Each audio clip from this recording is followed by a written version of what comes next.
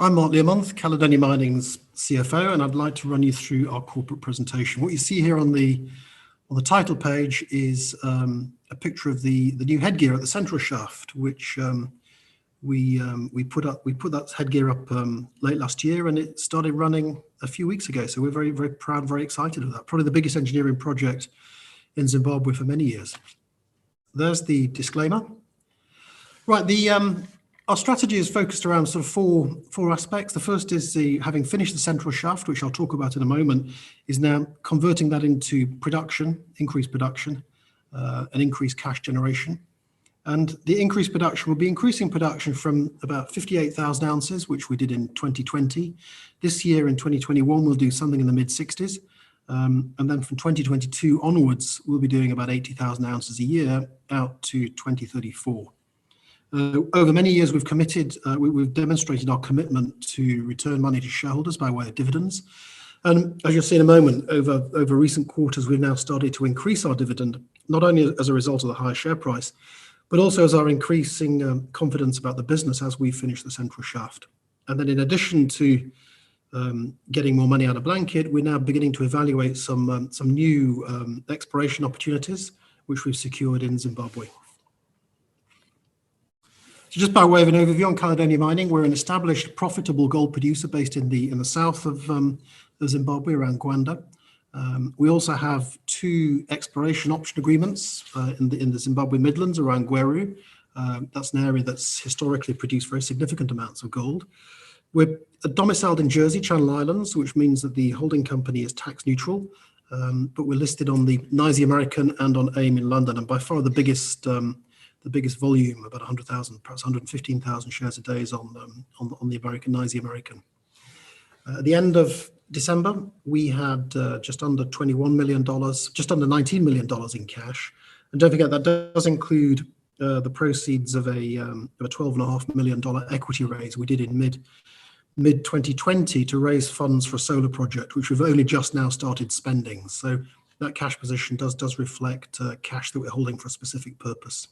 And we're a PE of 7 on our adjusted annualized Q4 2020 earnings. Last year's earnings were about $100 million. And as I've said, this year's production guidance is somewhere in the mid 60,000 ounces. I've mentioned our dividend. We've been paying a quarterly dividend since about 2012. And then more recently, we've started to increase it. So we increased the dividend in January 2020 from 6 7/8 US cents per share to 7.5 cents a share. We kept it at 7.5 cents a share in April last year because of the onset of the coronavirus. We just didn't feel it appropriate to increase the dividend whilst we appraised the effect of the coronavirus on our business. Actually, there was no effect. And then we increased it to 8.5 cents, then 10 cents, 11 cents in January. And the dividend we've just paid a few weeks ago in April was at 12 cents a share. So that puts us on an annualized yield of about 3.2%.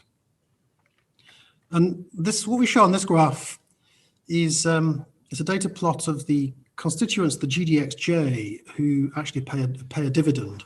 And we're plotting the dividend yield against the Bloomberg consensus growth forecast for 2 years. And you can see that Caledonia Mining is something of an outlier in that it's got a respectable yield. We're by no means the highest yield, but we're respectable, but a significantly higher compound growth rate than most other gold producers. So we think that's a useful, a very interesting and quite attractive combination for investors of yield and growth.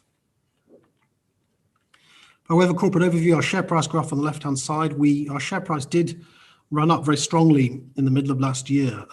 Partly, we think, because of the higher gold price mid-year. We're also included in the Russell 3000 index, which gave rise to some buying. When it reached its peak of about $25, $26 a share, that implied a discount rate of about 1% on our future cash flows, which is clearly too low for a single asset producer in Zimbabwe. The share price has now come down to about $14 a share, which implies a discount rate of about 14 to 15%, which we think puts us back into competitive pricing territory.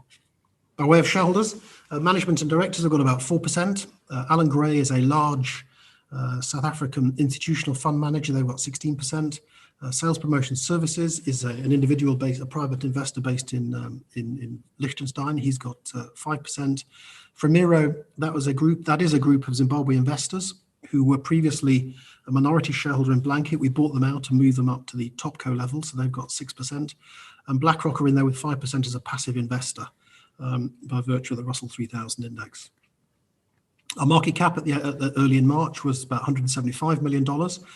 We have 12 million shares in issue, virtually no options. And as I mentioned, cash about 19 million at the end of December and no cash, no debt.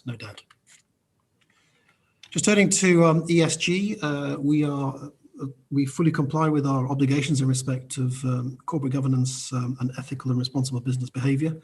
So we've got, for many years, we've got the full suite of corporate governance. Health and safety is front and center of what we do. 99% of the workers at the mine are Zimbabwean. So we don't run the mine using expensive expats. And it's fair to say, it also should be noted that 10% of the mine itself is owned by a trust for the benefit of the benefit of the workers. In terms of community relations, we've got excellent relations with the community, and they also own a further 10% of the mine. And we operate the highest environmental standards, and we're in the process now of preparing our inaugural ESG report, which should be released later on this year. Just a few words on COVID. It had no effect on production either last year or this year. In fact, last year was a record production level. We imposed quite strict lockdown measures on the mine village, and to date we've only had 38 known infections of coronavirus amongst our employees and their dependents. None of those gave rise to any serious illness. So although there was no effect on production, there was a minor effect on costs, and then about a 6-month delay on the capital project on Central Shaft, and due to delays in moving equipment and people from South Africa up to the mine and back again. But that's now behind us because the Central Shaft, as you're about to hear, was commissioned in March. So we've got through that. And just by way of a case study, what you see here is a clinic, the Fakama clinic that we built at a cost of about $460,000. And it's an isolation clinic for the benefit of the local community. And that was handed over in January this year and is currently being used. We're also embarking on a solar project. The only really significant operational difficulty in Zimbabwe is the electricity supply. It's subject to outages, load shedding, and also subject to surges in the voltage, which damages our equipment. And so when that happens, either of those happen, we have to run the gensets. We've got 18 megawatts of installed genset capacity, which means that we can run everything uses the gensets, but it is expensive, it's environmentally damaging, and it's logistically quite challenging to get your hands on large amounts of diesel at very short notice in a place where we are.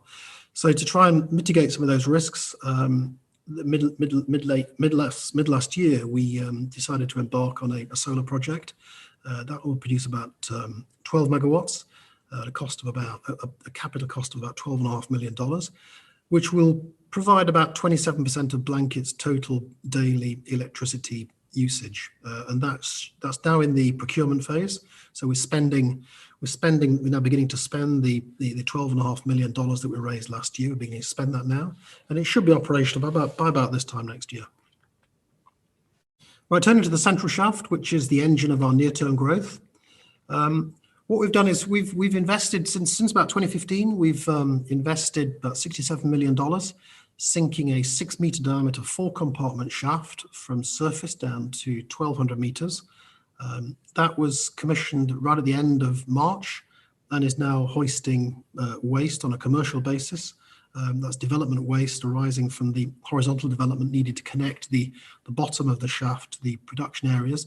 But even the process of lifting the waste has now relieved the pressure from the other shaft, which can now focus on hoisting ore. So already it's playing a part in contributing to the incremental production from the mine. And this is a long section of the mining area. So what you see here from left to right is that's the mine area. So that's about 3 kilometers. The green infrastructure that you see there, that's the infrastructure that was there when we bought this mine off Kinross in 2006. So that's the main shaft is the number 4 shaft, which goes down to 750 meters below surface, and that has horizontal development to the left. Now, this mine's been running since 1907. So it comes as no surprise that many areas have now been worked out. And all those dark grey areas, they're the areas that have been worked out. And you can see quite clearly that the green infrastructure gives you access to an awful lot of fresh air and not an awful lot of reserves or resources. So to mitigate that, we sunk the central shaft, that's the big red thing down the middle, down to 1,200 meters. That shaft is now sunk, it's operational. And a lot of the horizontal development we have already started working from number 4 shaft. And so we're just now finishing off connecting that development up to the central shaft itself so that it can now start to hoist waste and increasingly ore. So effectively what we've done is we've built a brand new mine underneath the old mine, which will allow us to access those deeper level resources, increase production, but also gives us the flexibility to undertake more deep level exploration, which hopefully should allow us to extend the mine life out beyond the current horizon of 2034. We're also, as I mentioned, looking at some new opportunities in Zimbabwe. There's 2. The first is Connemara North. So you can see on the map here, Glen, Hume and Connemara. They're both relatively close together, about 30 kilometers from each other in the middle of Zimbabwe.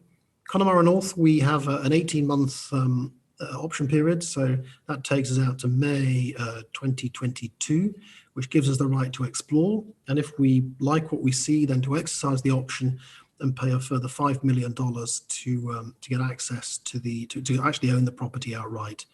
That property was part of a package that was previously owned by First Quantum, which was placed on care and maintenance in 2001 and subsequently disposed of in 2003. Not because of any concerns over the quality of the asset.